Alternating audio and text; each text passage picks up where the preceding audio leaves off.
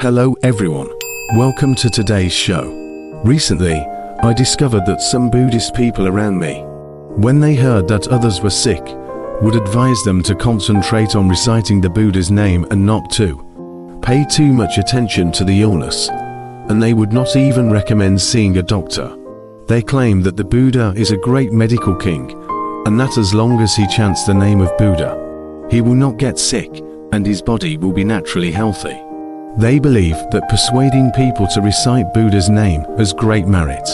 But can practicing Buddhism and chanting Buddha's name really prevent you from getting sick? Is it okay not to see a doctor if you are sick?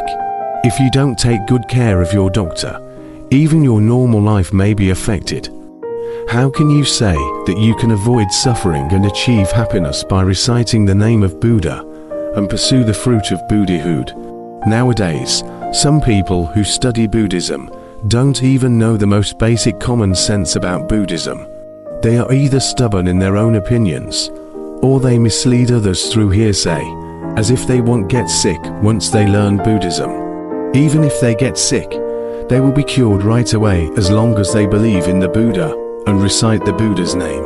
When my master, Shakyamuni Buddha, came into this world, his body also suffered from diseases. The famous Dr. Chepo at that time treated the Buddha and his disciples many times. In the Sutra Formoji, there is a record about the Buddha's illness. Venerable Ananda went to ask for milk for this purpose. The Buddha himself and the great disciples of virtuous arhats all need medical treatment, not to mention us ordinary people. Even when the Buddha was in nirvana, he would suffer from diseases. We are told that birth, aging, illness and death are natural laws, and they are the same for everyone, including the Buddha. Therefore, among the 8 sufferings in Buddhism, illness is the suffering. In the 4 generations of offerings in Buddhism, it is clear that medicine can be offered to monks. If Buddhism believes that if you practice Buddhism, you will not be sick, or if you don't treat illnesses, why do you need medicine? Therefore, if you are sick, you must treat the disease, and if you are not sick, you must prevent the disease. What is stomach trouble? Simply put, it means poor physical health. So how to treat stomach problems? Meditation is a good choice. For those who practice Buddhism, meditation is a very familiar thing. But for many people who are new to Buddhism, how to meditate correctly has become a very troublesome problem. After all, just sitting down casually like what you see on TV will always give people an uneasy feeling. Next, I will share something with you, so be sure to watch it. The first step in spiritual practice, which is also the cornerstone of all Buddhist teachings, is how to stop our wandering thoughts and settle at one point. Whether you practice Pure Land, Tantra, Samatha and Vipassana, or existence and emptiness, you need to first reach the state of focusing on one point. Be sure to reach this state of concentration. When practicing meditation, no matter which sect you practice, which method you use, or even refer to the method of meditation, you can initially enter the state of meditation. The first thing is to adjust the body first. Let's not talk about theory for now. Let's practice it first. The first step in adjusting the body is to adjust the breath, which is the wind among our 4 elements. If you have progressed beyond this stage, please do not go back and be extremely careful. The first step to adjusting yourself is to adjust your breathing. How to adjust your breathing? Adjusting your breathing and doing Qigong are different things. Qigong includes Taoism, Buddhism, Tantra, Yoga, etc., with a total of 200 to 300 types. But no matter what, the method is to start from both nostrils. When I say don't do Qigong, I don't mean don't adjust your breathing. People are born with the instinct to breathe. When you sit down, don't pay too much attention to the rapidity and length of your breathing. Just listen to your breathing quietly. The so-called listening here does not mean listening with your ears, but listening naturally. Don't actively intervene or reject it. Listen slowly, try it.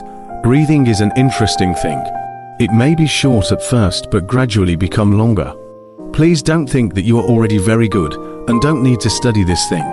In fact, If you want to reduce diseases and troubles, even people with high status need to practice. Therefore, do not have an arrogant attitude. Be sure to practice listening to your breathing. Do not increase or decrease, just let it flow naturally. One mistake that often occurs during this process is that you begin to listen to your breathing while also managing your feelings. At first, you may focus on your breathing, but as time goes on, your attention may shift to the sensations in your body. This can be difficult to understand unless you experience it yourself. The breath is void, while the body feels more real, solid, and fundamental to karma. Therefore, when practicing, just focus on breathing. Do not interfere with physical sensations, and do not deliberately control breathing or think too much. Remember, cultivating mind-breath interdependence is only the beginning of rest. Cultivate the interdependence of the mind and breath, and adjust the breath from coarse breathing to very fine breathing. Slowly the gas will fill up, but don't feel full. This is an expression. Very fine breathing becomes very fine. Slowly. It took a long time to take a breath. At this stage, there are fewer distracting thoughts and delusions, and you may even feel that they are completely gone. But don't be happy. Now you have reached the point where there are no more delusions. In this way, distracting thoughts and delusions come again, and breathing comes again. Let nature take its course. The Buddhist method of meditation first requires us to adjust our breath. Breath control is related to self-cultivation. What is breath control? They divided human breathing into 3 levels, the original one being called wind. Ordinary people make small sounds when they breathe.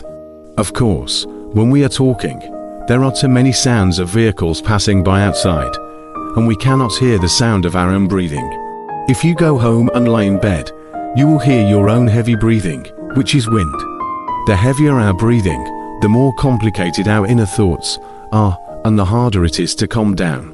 When we lie in bed with insomnia, our breathing becomes heavier, making it harder for us to fall asleep.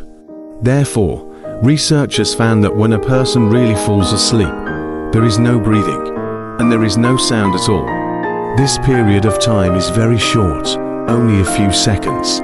That is real rest. When you really fall asleep, you will fall deeply again after a while. Take a breath. If we observe carefully, we will find that his eyes are moving slightly and his brain nerves are beginning to move again. It is very likely that his dream is happening again. According to scientific research, our average dream does not exceed a few seconds at most. In our dreams, we feel that several days have passed, but in fact, it is only a few seconds. As for the second level of breathing, it is called chair. The breathing is relatively thin and there is no sound at all. Breathing at this level is not enough. The highest level of breathing is inhalation. We usually do kung fu, so we cannot achieve concentration and our thoughts cannot calm down. This is because the breathing has not reached the point of inhalation. Therefore, we must pay attention to breath regulation, especially those with weak bodies or the elderly. We must pay attention to oxygen. If you know oxygen, it would definitely not be a problem to cure diseases and prolong life. If you want your body to be more flexible and your mind to be clearer, breathing is a good way to do it. There are 2 major sects of Buddhism that specifically propose refining chair to achieve concentration. One is the Tiantai sect's breath control technique, and the other is the Tantric Imperial sect, whose founder is Master Tsongkhapa. In the Lamrim of the Path to Enlightenment, he emphasized that one should pay attention to breath regulation when doing kung fu, especially the red and white flower sect, which pays more attention to refining chair. Cultivation of chair, pulses, name points, and humble fire. Only when you have mastered it can you truly achieve Bodhi. Why is breathing so important? The 4 major elements of life are earth, water, fire and wind. Among them, bones and muscles belong to the earth element and are more difficult to cultivate. Blood belongs to the water element and is liquid, so it is difficult to practice from this point of view. But once the kung fu is practiced, the water will naturally be completely purified, and the blood flowing out will turn into white milk. As for the fire element, when the skill reaches a certain level and the true fire of samadhi is emitted, all diseases will be eliminated, and even immortality can be achieved. In short, the most important of the four elements is wind, which is breath. Failure to breathe continuously will lead to the end of life. So breathing is the most important thing. There is a close relationship between thinking and breathing. When your thoughts are messy, your breathing will become irregular. When your thoughts are concentrated, your breathing will become calmer. Only when the breath becomes very subtle can it be called inhalation. Therefore, during the process of meditating and practicing Qigong, if you cannot adjust your breathing well, you will not be able to achieve a state of concentration, let alone observe your inner state. At most, you will only have a slightly fuzzy feeling. When your body gets better after meditating, it is not because your practice method is good, but because your body is adjusted invisibly during meditation. Your breathing becomes smoother, and your body is slightly better. If we can focus on practice, the effect will be more obvious. Many people have misunderstandings about this, especially when it comes to women. When women practice breath adjustment, their attention should not be limited to the lower abdomen. Any practice should not focus too much on the danshan. Excessive attention on the danshan will cause problems. The same is true for men. Paying too much attention to danshan will cause abdominal muscles to relax and gastroptosis. What is the effect of such practice?